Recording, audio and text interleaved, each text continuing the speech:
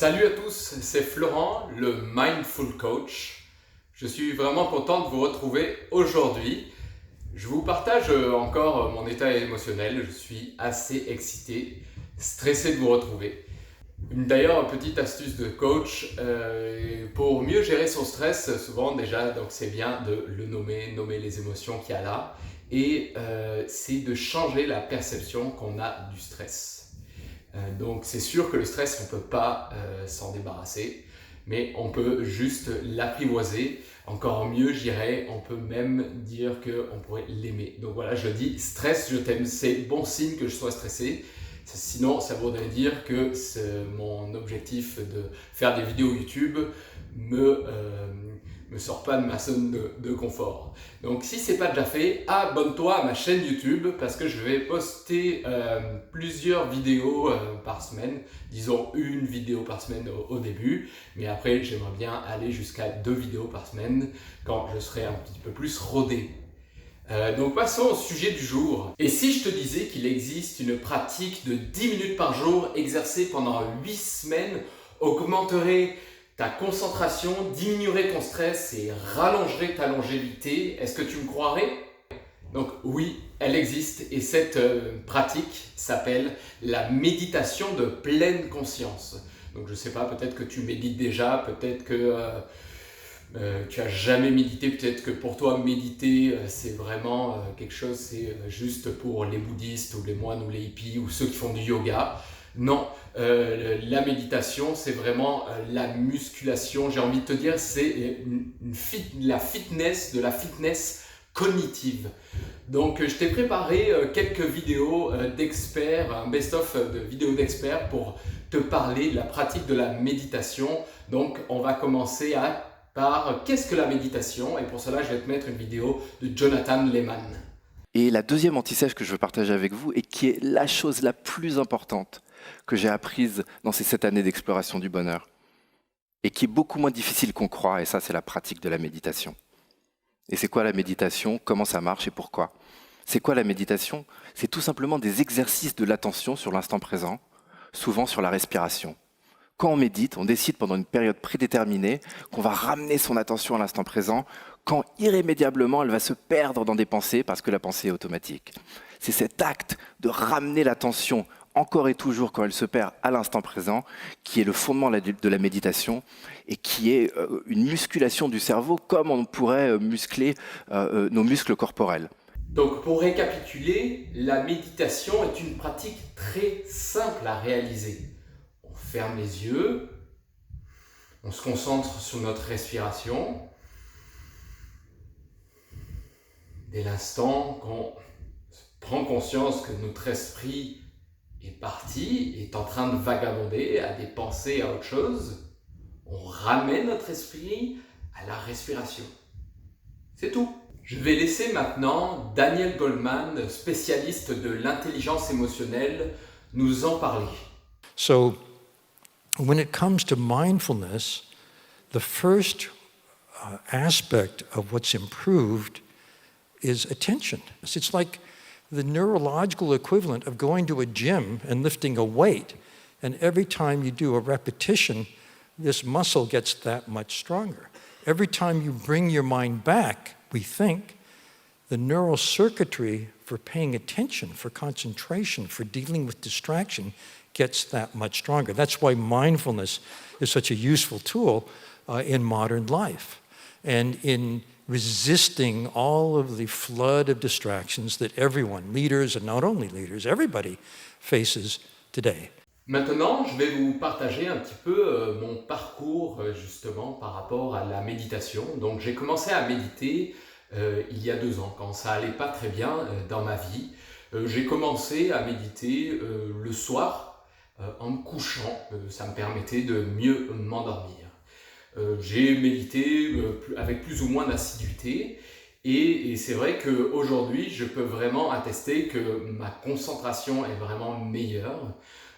J'arrive à mieux gérer mon impulsivité, ça m'a permis d'arrêter de boire d'alcool. Je suis maintenant sobre depuis plus de 2 ans et je suis plus en contrôle de mes émotions, en tout cas plus conscient de mes émotions et de mes pensées. et je me sens mieux, là je me sens plus présent à moi-même physiquement et mentalement. Je gère mieux mon stress aussi, comme je l'ai dit, c'est un des bénéfices de pratiquer la méditation. Donc c'est pour ça vraiment, je t'invite à pratiquer la méditation si tu veux vraiment augmenter ta concentration. Et je pense aussi, j'ai vraiment la profonde conviction que si tout le monde se mettait à méditer, le monde pourrait changer. C'est pour ça qu'aujourd'hui, je passe à un niveau supérieur. Je fais méditer les gens. Donc maintenant, je fais méditer les gens via ma chaîne YouTube. C'est pour ça que je te propose de télécharger mes méditations. Et je fais aussi méditer les gens dans mon entreprise pour justement qu'ils soient plus présents à eux-mêmes. Et pour moi, ça changerait le monde et ça serait peut-être même une solution à la crise écologique qu'on serait en train de vivre. Donc je vous laisse avec la vidéo de Sébastien Boller, qui est le rédacteur en chef de Cerveau et Psycho. Donc, à ce stade, nous sommes avec un cerveau qui a été, pendant des millions d'années, notre meilleur allié et qui aujourd'hui est devenu notre pire ennemi. Il est en train de creuser notre tombe. Donc qu'est-ce qu'on peut faire face à ça? Moi, je vous le dis tout de suite, il y a des gens qui me disent il n'y a qu'à enlever le striatum. Non, parce qu'on ne peut pas vivre sans dopamine et sans plaisir. Essayez, vous verrez, c'est encore pire après. Il y a des effets rebonds, après on se lâche, c'est carrément la débauche. Non, non, il faut obtenir de la dopamine par d'autres moyens. Et il y a 3 pistes. La première, c'est obtenir de la dopamine avec moins de stimulation. Vous allez me dire, c'est contradictoire avec ce que je viens de dire. Pas forcément si on remet le cortex dans la boucle. Moi, je me souviens d'une histoire que m'a racontée Christophe André, qui est psychiatre à l'hôpital Sainte-Anne, avec qui on collabore au journal, et qui me racontait comment il prenait en charge parfois des groupes de personnes qui sont dans des situations d'alimentation compulsive, problème de poids justement. Et il me parlait d'une expérience qui s'appelle l'expérience du grain de raisin. C'est-à-dire que vous allez acheter des raisins secs comme au supermarché dans un sachet, et puis vous dites au patient, maintenant prenez un grain de raisin et au lieu de le manger, de l'enfourner comme vous faites d'habitude devant votre télé, regardez-le quelques instants, observez-le à la lumière du couchant, regardez ses jolis et délicats replis, puis humez son parfum un petit peu acidulé, prenez le temps, 1 minute, 2 minutes, puis mettez-le dans la bouche, et faites-le passer autour de votre langue. Et pendant tout ce temps, ce sont des stimulations qui sont recueillies par notre cortex, par notre striatum, qui libère de la dopamine et qui a du plaisir, et ça peut durer comme ça pendant 1/4 d'heure avec un grain de raisin. Je ne blague pas, essayez. Et bien souvent, les gens vous disent « j'ai l'impression d'avoir fait presque un petit repas ». L'avantage, c'est qu'en 1/4 d'heure, il y a déjà des mécanismes de satiété qui peuvent s'installer. Et puis, on a vraiment fait beaucoup de sensations avec peu de choses. Donc, c'est une voie à développer par la discipline. Il faut y penser. C'est le petit geste qu'on peut faire pour notre environnement tous les jours, mais qui, cumulé sur des milliards d'individus, pourrait faire énormément. Bon, vous allez me dire, c'est quoi le rapport entre l'expérience du grain de raisin et la méditation? En fait, l'expérience du grain de raisin, c'est comme si vous mangiez en pleine conscience, en pleine présence. Donc, la méditation permet de cultiver la pleine présence ou la pleine conscience, comme on appelle ça.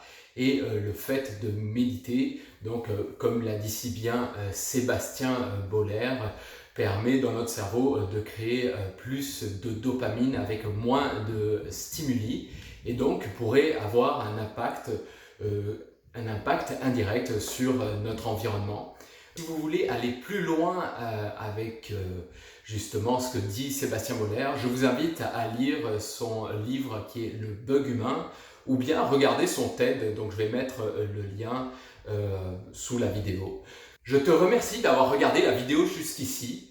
Ça a été pour moi un plaisir de la tourner, de la monter, parce que vraiment j'ai cette intention de vouloir changer les mentalités, j'ai cette intention de t'aider vraiment à obtenir une meilleure vie. Donc n'oublie pas de t'abonner et de télécharger mes méditations et de me mettre en commentaire ce que tu en as pensé. Voilà, donc je te remercie, je te dis à la prochaine, salut.